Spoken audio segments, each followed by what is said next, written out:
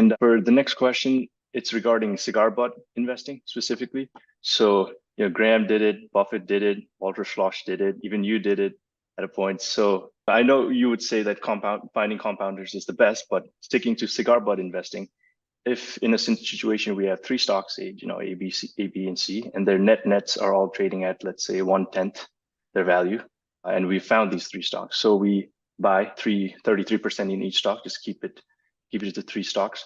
And, we go to sleep for 2 years and then wake up and find that one of the stocks has gone up as quadrupled essentially. So it's now trading at 40-50% of its net value, let's say.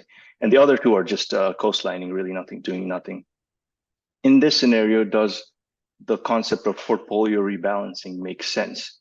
Because there's more room to go, more puff left in the other two compared to this one stock. Would that make sense to trim that and pour it over to the other two stocks? Yeah, so I think to answer your first question about whether to do net investing or to just focus on compounders and so on. In investing, it's always good to have a Swiss-Army-knife approach to investing, where you can maintain flexibility.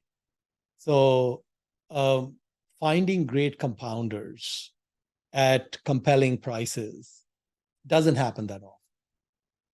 And this year when Buffett's letter came out, he talked about the fact that in 58 years of running Berkshire Hathaway, there were 12 decisions that he made that really ended up probably creating 80-90% of the value for Berkshire. And he took hundreds of decisions in the last 58 years, probably bought more than 300 stocks. And there were really just a few stocks and a few businesses and the hiring of Ajit Jain, which were these 12 great decisions, which led to this tremendous outcome. So he said it was like one good decision every 5 years on average, right? So even for a person with the talents of Warren Buffett, finding these great, businesses like a Geico or a Coke or a Amex or Burlington Northern or all of these things that have worked so well, National Indemnity and so on, were rare. So I think it's always nice to have more tools in your arsenal that you can deal with. On his birthday in 2020, August 30th, Berkshire announced that they had taken more than a 5% stake in 5 Japanese trading companies, Mitsui, Mitsubishi, Marubeni, Sumitomo, and so on. And he had invested, I think, north of about $5 billion in all these 5 companies. And they were forced to disclose because they went over 5%. And what he did, interestingly, when he made this bet, is that he borrowed the entire amount. So Berkshire is sitting on a large amount of cash, but he borrowed the entire amount in yen at a 0.5% a year long term. And these 5 companies had average dividend yields of about 8%. So basically, he made a $5 billion bet, putting no money down. The dividends were going to be about, $400 million a year. And the interest he was paying was $25 million. Okay, so 75 million of easy money coming in, And when we fast forward 3 years now, he's increased that stake, but the dividends have all doubled. And the stocks have doubled to quadrupled. Okay, so basically that 5 billion that he put in became about like 12 or 13 billion or something collectively. And instead of making 400 million a year, now he's making 800 million a year on those bets. So it was a huge home run. Buffett intends to hold these businesses for a long time. He says well past after he's gone, Berkshire will continue holding them, right? Now, they don't fit the perfect template of great compounders.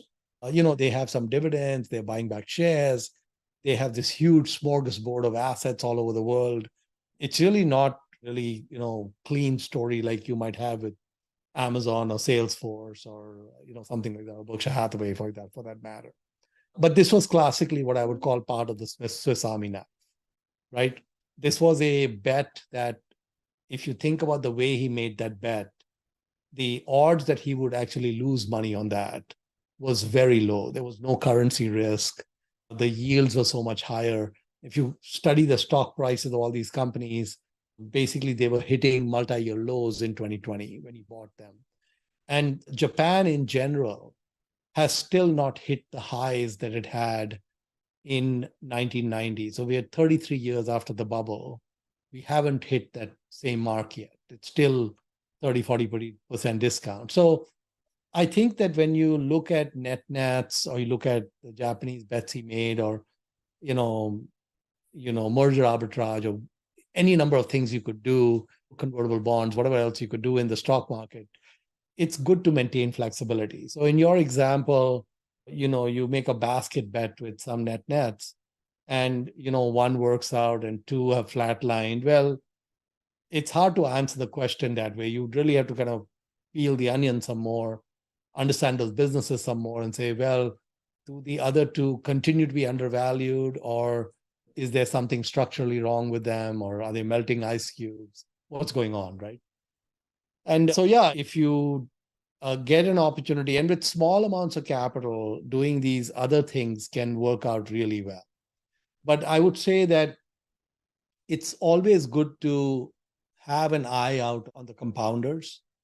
That's kind of plan A. And if plan A doesn't work, then, we have plan B, plan C, plan D, and so on. So we can play these Mickey Mouse games on the side while we're waiting for plan A. And that can work out just fine.